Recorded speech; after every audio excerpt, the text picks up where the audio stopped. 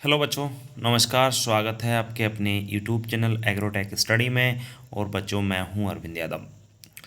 कैसे हैं आप लोग? उम्मीद करता हूं बहुत अच्छे होंगे आप। बच्चों, पशुपालन एनिमल हस्बेंड्री चैप्टर नंबर 8 लेकर मैं हाजिर हूं। और चैप्टर का नाम है सूकर पालन, या इसको सुअर पालन भी बोल सकते हैं। टेंशन लेने वाली बात नहीं है। इसको इंग्लिश में पिगरी कहते हैं। नए ब्लूप्रिंट 2022-23 के आधार पर बच्चों, यह चैप्टर आपके एग्ज़ाम में, जो एग्ज़ाम होगी आपकी बोर्ड की, उसमें ये चैप्टर 2 नंबर का पूछा जा रहा है। और 2 नंबर का एक प्रश्न इस चैप्टर से पूछा जाएगा। तो बच्चों, बहुत अच्छा चैप्टर है। आप अंत तक वीडियो देखो। और ज़्यादा बड़ा चैप्टर नहीं है, सबसे बड़ी बात है छोटा ही चैप्टर है। जितने भी क्वेश्चन बनाए इंपॉर्टेंट क्वेश्चन रहेंगे सभी, इससे बाहर नहीं जाएगा। बस इतना आप लोग पढ़ सकते हैं। बेहतरीन क्वेश्चन है वैसे। बच्चों, कुछ जनरल आपको पता है कि वीडियो की शुरुआत में मैं एक दो बातें आपसे बोलता रहता हूं। तो आज फिर मैं आपको कुछ इंपॉर्टेंट बातें बताना चाहता हूं, जो खासकर 12th के छात्र हैं उनसे। बच्चों, आप मानता हूं आप लोग कोचिंग्स भी जा रहे होंगे। कई जगह बहुत सारे बच्चे ऑफलाइन कोचिंग जा रहे हैं, ऐसा हमें को सूचना भी है, और वहाँ पढ़ते भी हैं। ठीक है, आप जा रहे हैं, अच्छी बात है। लेकिन मैं एक बात कहना चाहता हूँ, यदि आपको कोचिंग्स पर, जहाँ भी इंस्टीट्यूट, जो कोचिंग इंस्टीट्यूट है वहाँ पर आपको यदि अच्छी पढ़ाई नहीं मिल पा रही है, चीज़ें आप सेटिस्फाई नहीं हो पा रहे हैं, तो आपको कोचिंग्स जाने की आवश्यकता बिल्कुल भी नहीं है। आप हमारे यूट्यूब चैनल से फ्री ऑफ कॉस्ट पढ़ सकते हैं। क्योंकि ऐसा हमारा मानना है कि हम आपको बेहतर मैटर उपलब्ध कराते हैं। कहीं ना कहीं बहुत बेहतरीन कोचिंगों से भी चीज़ें हम बेहतर करवाने की कोशिश करते हैं, और समझाने की भी कोशिश करते हैं। हमारा यही लक्ष्य रहता है कि बच्चे को सब चीज़ समझ में आए। तो जहाँ बहुत सारे कोचिंग संस्थान आजकल लुटंग जो मची हुई है हमारे देश में, पूरे देश में लेके मान के चलूँगा, मध्य प्रदेश की तो बात आई जाती है यहाँ पर। तो मध्य प्रदेश में तो भी आपको पता है कोचिंग इंस्टीट्यूट हैं, बहुत सारे कोचिंग इंस्टीट्यूट हैं। तो ज़्यादा फीस लेकर वो बच्चों को जो है सही से जो बेटर देना चाहिए वो नहीं दे पाते हैं। कहीं ना कहीं बच्चे जो है मिसगाइड हो जाते हैं, और फिर यहाँ पर 10-10 हज़ार रुपये, 8-8 हज़ार रुपये, 5-5 हज़ार रुपये देकर भी बच्चा जो चाहता है वो उसको मैटर नहीं मिल पाता है। मैटर भी नहीं मिल पाता, चीज़ें समझ में भी नहीं आती, और वो जो चाहता है ना वो सब चीज़ें नहीं हो पाती हैं। तो बच्चे के साथ कहीं ना कहीं ये बहुत गलत चीज़ होती है ना। ऐसा बच्चे के साथ कोई भी टीचर वैसे ना करे तो बेहतर है। कोई कोचिंग इंस्टीट्यूट अपने फ़ायदे के लिए कहीं ना कहीं ऐसा कर भी लेते हैं कि बच्चों को शुरुआत में फंसा लेते हैं मीठी मीठी बातें करके। वो बच्चे तो बच्चे होते हैं, जनरली हम भी बच्चे रहे हैं, तो हमें ये चीज़ की समझ थोड़ी सी कम रहती है कि सही क्या, कौन सा कोचिंग है, गलत क्या है।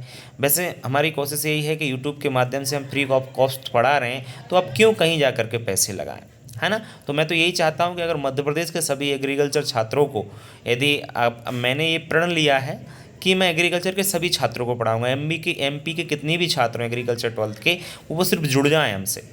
अब जुड़ने की उनको ज़रूरत है, अब वो जुड़ते नहीं है तो फिर उन ये गलत बात है कि अगर फ्री ऑफ कॉस्ट कोई चीज़ मिल रही है आपको, तो क्यों ना क्यों हम, मतलब वो चीज़ का फ़ायदा क्यों ना लें, है ना। तो कहीं ना कहीं आपको फ़ायदा ज़रूर लेना चाहिए, और बेहतर चीज़ें मिलेंगी आपसे। मैं मानता हूँ आपको कोचिंग से भी बेहतर चीज़ें मिलेंगी। मैं ऐसा नहीं कहता कि टीचर ख़राब होते हैं, टीचर बहुत अच्छे हैं कोचिंगों में, तो कहीं ना कहीं टीचर मुझसे भी बेहतर होंगे, कोई बड़ी बात थोड़ी ना है। लेकिन मैं इतना ज़रूर कहना चाहूँगा कि अगर आपको चीज़ें, आप लोग सेटिस्फाई नहीं है कहीं पे, पैसे देने के वहाँ पर आपसे बनती नहीं है, आप फैमिली बैकग्राउंड आपका मतलब ठीक ठाक नहीं है, या कह सकते हैं आर्थिक स्थिति ठीक नहीं है, तो आप बिल्कुल मोबाइल से पढ़िए, नो प्रॉब्लम। आज का जो ज़माना अगर देखा जाए ना, तो आपको पता है ऑनलाइन पढ़ाई ज़्यादा चल रही है। बच्चे 10-10 हज़ार रुपये जहाँ फीस देते थे, वो वहाँ पे वो हज़ार रुपये, 500-500 रुपये में पढ़ रहे हैं। वो ऑनलाइन चल रहा है उनका सिस्टम।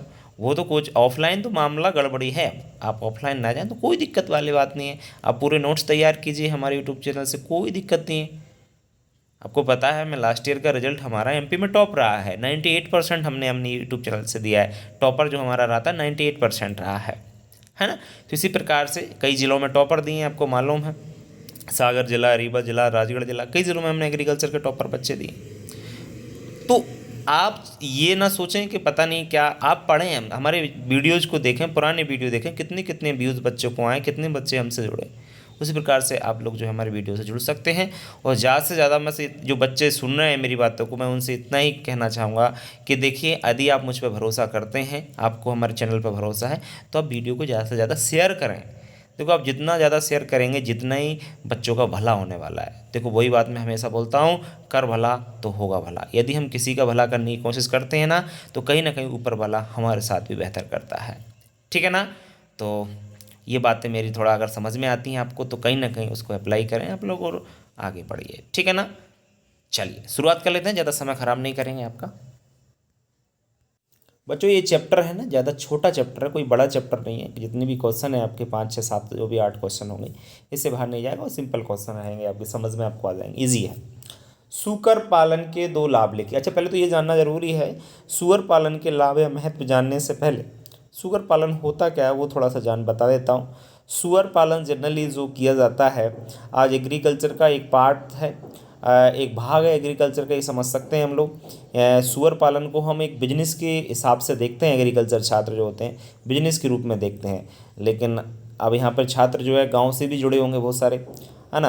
तो उनका जो हमारी जो समाज की एक सोच है, हमारे गांव के जो समाज हैं कोई सा भी हो, समाज की एक सोच है ना, वो सामाजिक सोच ये बन गई है कि जो सूअर पालन करते हैं ना वो कौन करता है, उनका सोचना ऐसा है कि मुर्गी पालन, सूअर पालन, बकरी पालन जो निम्न वर्ग में लोग आते हैं वो उनको मतलब वो पालन करते हैं, ऐसी सोच है। लेकिन आज जब ये बिजनेस बन गया है, लोग करोड़ों रुपए सूअर पालन से कमा रहे हैं, करोड़पति लोग बन गए हैं सूअर पालन से। विदेशों में लोग सूअर पालन करते हैं, हमारे देश में भी बड़े लेवल पर सूअर पालन किया जा रहा है। तो कहीं ना कहीं जो सोच है वो धीरे धीरे सिटियों में बदलती जा रही है और कहीं ना कहीं सूअर पालन अब जो है एक बिजनेस के रूप में देखा जा रहा है, उसको बिजनेस किया भी जा रहा है उस पर, है ना। आज लोगों की वही सोच है कि पैसा आए चाहे कैसे भी आए, है ना। यहाँ पर अगर व्यक्ति के पास पैसा है तो ही उसकी इज्जत है, समाज में इज्जत है, लोग उसकी इज्जत करते हैं, क्योंकि आजकल पैसे को ज़्यादा महत्व दिया जा रहा है। तो आप लोग देख ही रहे हैं, है ना। आप कितने भी अच्छे व्यक्ति हो आपकी कोई पूछ नहीं है, यदि आपके पास पैसा है 10 लोग आपको पूछेंगे। अब क्या कर सकते हैं, सोच ऐसी ही बनती जा रही है लोगों की। तो मतलब बड़ा मैं तो ये कहता हूँ कि पैसा बहुत कुछ तो होता है लेकिन सब कुछ नहीं मानना चाहिए। सब कुछ पैसा नहीं होता, बहुत कुछ मान लिया बहुत कुछ होता है लेकिन सब कुछ नहीं होता है। इंसान भी कोई चीज़ है, समझ में आ रहा है ना आपको। इंसान का स्वभाव भी कोई चीज़ है, उसका व्यवहार भी कोई चीज़ है ना, उसकी इज्जत भी कोई चीज़ है। तो वही है आपका, पैसा सब कुछ नहीं है। ठीक है, माना कि पैसा बहुत कुछ है लेकिन सब कुछ नहीं है, ये बात आप ध्यान रखें। चलो जो भी, सूकर पालन के 2 लाभ या महत्व मैं आपको बताता हूँ। बच्चों सब जानते हैं कि सूअर से मांस मिलता है और मांस के लिए पाला जाता है सूअर को मोस्टली, और सूअर का मांस विदेश में निर्यात किया जाता है। निर्यात मतलब वहाँ पर भेजा जाता है, जिससे हमको क्या मिलता है, विदेशी मुद्रा प्राप्त होती है, फॉरेन करेंसी मिलती है। सबसे बड़ा लाभ तो हमको यही है कि हम जो सूअरों के मांस को विदेशों में भेजते हैं और विदेशों में जब भेजते हैं तो वहाँ से हमें फॉरेन करेंसी मिलती है, विदेशी मुद्रा मिलती है।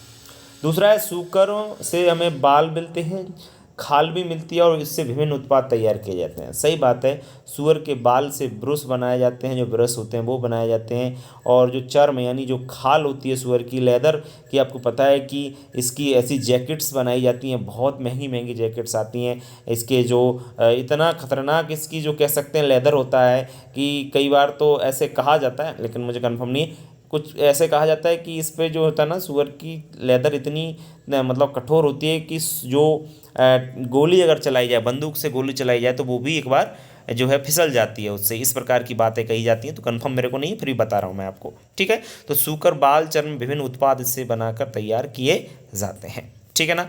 तो लेदर की तो बहुत सारी चीज़ें बनती हैं, आपको मालूम होगा, बैग बनते हैं, जैकेट बनती हैं, बैग, और इसके अलावा बहुत सारी बेल्ट बनते हैं, है ना। आजकल लेदर की तो बहुत सारी चीज़ें, पर्स बनते हैं। तो ये सूअर पालन के अलावा एक पॉइंट और मेरी तरफ से जोड़ लीजिएगा इसमें कि सूकर पालन से उससे जो पौष्टिक खाद होती है ना वो भी प्राप्त होती है। खाद मैन्योर जो प्राप्त होती है, इसके मल से खाद बनाई जाती है, फिर उसका उपयोग हम लोग खेत में भी कर सकते हैं, क्योंकि उनमें उस खाद में सभी आवश्यक पोषक तत्व प्राप्त हो जाते हैं। सूकर की प्रमुख विदेशी नस्लों के नाम, बड़ा अच्छा क्वेश्चन है। सूअर की प्रमुख विदेशी नस्लों के नाम, देखो ये चीज़ें याद रखनी पड़ेंगी आपको। जैसे सबसे पहले है वृहद सफ़ेद यॉर्कशायर, वृहद सफ़ेद यॉर्कशायर, मध्य सफ़ेद यॉर्कशायर, लैंडरेस, टेम्बर्थ और ड्यूरॉक। ये 5 नस्लें मैं आपको लाऊं, विदेशी नस्लें हैं 5, याद रखना है। देखो इसमें मैं समझा तो कुछ भी नहीं सकता हूँ, सिर्फ इतना कह सकता हूँ आपसे, इनको आप लोग नोट कर लीजिए और इनको याद करना है और याद रखना ही है आपको। यदि आपको ये चीज़ याद बनी रहेगी तो कहीं ना कहीं आप जो है एग्जाम में 2 नंबर का क्वेश्चन आपका सही हो जाएगा, अन्यथा तो गलत हो जाएगा। तो ये चीज़ में समझाने वाली चीज़ कुछ नहीं है, इसलिए आप इस क्वेश्चन को तो याद ही रखेंगे। बृहद सफ़ेद यॉर्कशायर, मध्य सफ़ेद यॉर्कशायर, तीसरी है नस्ल लैंडरेस, चौथी टैमवर्थ और पांचवी ड्यूरॉक। क्लियर। चलिए क्वेश्चन नंबर 3 की बात करते हैं।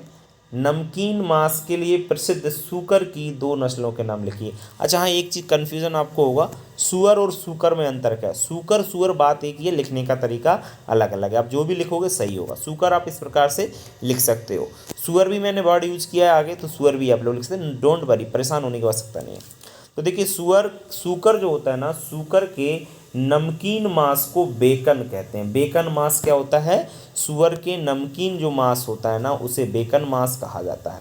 और बेकन मांस के लिए प्रसिद्ध या नमकीन मांस के लिए प्रसिद्ध जो सूअर की नस्लें हैं, सूकर की नस्लें हैं, लैंडरेस और टैमवर्थ। लैंडरेस और टैमवर्थ दोनों विदेशी नस्ल हैं। इससे जो मांस प्राप्त होता है ना वो आपका सॉल्टी मीट प्राप्त होता है। सॉल्टी मतलब नमकीन मांस आपका प्राप्त होता है। याद रखें, लैंडरेस और टैमवर्थ इस प्रकार की सूकर की नस्लें हैं जिनसे नमकीन मांस प्राप्त होता है। आगे बात करें क्वेश्चन नंबर 4 की। सूकर में होने वाले विभिन्न रोगों के नाम लिखिए। तो सूअर में रोग होने वाले देखिए रोग आपके जो है जैसे सूकर ज्वर, सूकर इन्फ्लुएंजा, ये दोनों रोग होते हैं ना, ये विषाणु से होते हैं, वायरस के द्वारा होते हैं। किसके द्वारा होते हैं, विषाणु या वायरस के द्वारा होने वाले रोग हैं सूकर ज्वर और सूकर इन्फ्लुएंजा। लेकिन इंथ्रैक्स, ब्रूसिलोसिस और लेप्टोस्पायरोसिस जो रोग हैं ये आपके किसके द्वारा होते हैं, जीवाणु के द्वारा होने वाले रोग हैं। देखो रोगों से मैं क्वेश्चन वही लेके आया हूँ जो क्वेश्चन पूछे गए हैं 2013, 14, 15, 16, 17, 18, 19 में। तो इसलिए आप लोग याद रखें इन क्वेश्चनों को। सूकर में होने वाले रोगों को पूछा गया है, इसलिए आपको याद होना चाहिए, जीवाणु वाले भी और विषाणु वाले भी। ठीक है।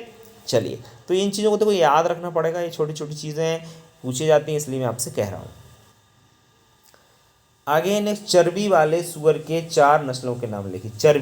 चर्बी का मतलब होता है जिनमें सबसे ज़्यादा फैट पाया जाता हो। अधिक मोटे मोटे सूअर होते हैं आपके, बहुत भारी भारी सूअर होते हैं। तो जो सूअर होते हैं उनकी नस्लों के नाम पूछा है, अच्छी चर्बी जिनमें पाई जाती है उनकी। तो चर्बी जिनकी होती है, जैसे ज़्यादा चर्बी होती है, जैसे मंगालिका, गिनी हॉग, यॉर्कशायर और पॉट बेलीड। ये जो नस्लें हैं ये भी अपन को याद रखनी पड़ेंगी। चर्बी वाले सूअर मंगालिका, गिनी हॉग, यॉर्कशायर और पॉट बेलीड, ये 4 ऐसी नस्लें हैं जिनकी मोटी मोटी नस्लें होती हैं सूअर की, भारी शरीर होता है इन सूअरों का, है ना। तो ये ध्यान रखें थोड़ा सा। प्रश्न नंबर 6 है, सूअर के रोग नियंत्रण के उपाय लिखिए। सूअर के रोग नियंत्रण, अगर सूअर को रोग होता है तो उसका नियंत्रण हम कैसे करेंगे। जनरल वही क्वेश्चन है जैसे पशुओं में भी हम लोग पढ़ते हैं कि पशुओं को यदि हम रोग नियंत्रण करते हैं तो किस प्रकार से करते हैं। उसके बाद सूअर का भी ये आपका क्वेश्चन है। तो बीमारी वाले क्षेत्रों में प्रति वर्ष रोग से संबंधित टीकाकरण कराना चाहिए। कभी कभी क्या होता है कि बीमारी इतनी भयंकर फैलती है, तो जहाँ पर जैसे बीमारी फैल रही है जिस क्षेत्र में, तो उसमें हर साल क्या कराना चाहिए, टीकाकरण, यानी वैक्सीन लगवाना चाहिए।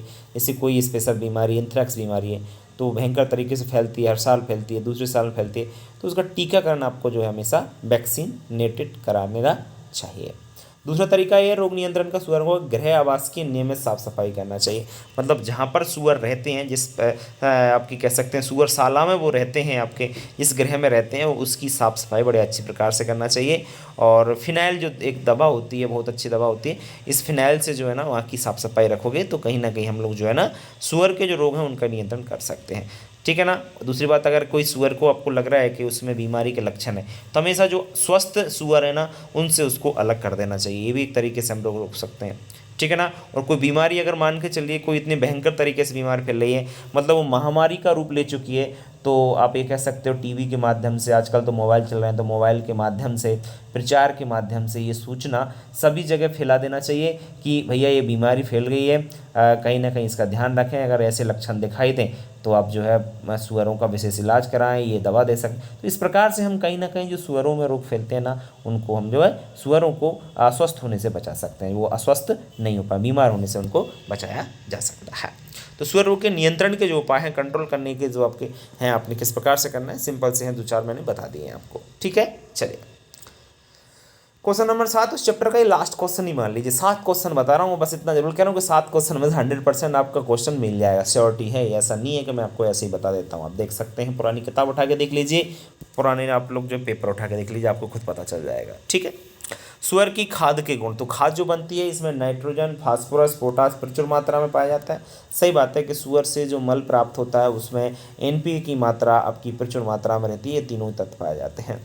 और इसका प्रयोग यदि हम खेत में करते हैं तो खेत की जो भूमि होती है, भूमि की जो उर्वरता शक्ति होती है, मतलब उर्वरता बढ़ जाती है, उसकी फर्टिलिटी जो होती है ना वो बढ़ जाती है। मतलब भूमि को क्या मिल जाता है, पोषक तत्व मिल जाते हैं। और पोषक तत्व मिल जाएंगे तो फसल को मिलना स्टार्ट हो जाएंगे। तो वही चीज़ है, तो भूमि की क्या बढ़ जाती है, उर्वरा शक्ति बढ़ जाती है, या कह सकते हैं उर्वरता बढ़ जाती है। तीसरा पॉइंट है, इसकी खाद मत्स्य पालन में, शैवाल संवर्धन में भी सहायक होती है। देखिए बेटा, सुअर की खाद जो होती है मत्स्य पालन में, मछली पालन अगर हम लोग कर रहे हैं तो उसमें भी डाल सकते हैं। और शैवाल संवर्धन का मतलब है उसमें जो कजी उगती है, कजी काई बोलते हैं, हरी नीले कलर की होती है, हरे कलर की होती है, सॉरी, नील हरित शैवाल, जिसको नाम सुना इस चैप्टर मैंने पढ़ाया था खाद में। नील हरित शैवाल भी इस खाद को डालने से ज़्यादा उगता है खेतों में। तो बड़ी अच्छी बात है, क्योंकि नील हरित शैवाल क्या करता है आपको मालूम है, वायुमंडल से नाइट्रोजन स्थिरीकरण करता है, तो उसमें भी ये सहायता करती है खाद। तो सुअर की खाद के जो गुण हैं वो मैं आपको क्लियर कर दिए। ठीक है बच्चों, तो इस चैप्टर में इतना ही है। 7 क्वेश्चन है, 7 क्वेश्चन बहुत ही छोटे छोटे क्वेश्चन है, याद रखिए इनको, और क्वेश्चन इससे बाहर नहीं जाएगा, श्योरिटी है ये बात, मेरी बात समझ लीजिए आप लोग। और अच्छी प्रकार से पढ़ते रहिए, आप लोग मेहनत करते रहिए, कहीं भी आपको कोई समस्या नहीं आएगी। ठीक है, तो मिलते हैं नेक्स्ट वीडियो में बच्चों। इस वीडियो में इतने, अगर वीडियो अच्छा लगा तो वीडियो को लाइक करना और दोस्तों को शेयर करना बिल्कुल ना भूलें। मिलते हैं नेक्स्ट वीडियो में, तब तक के लिए नमस्कार।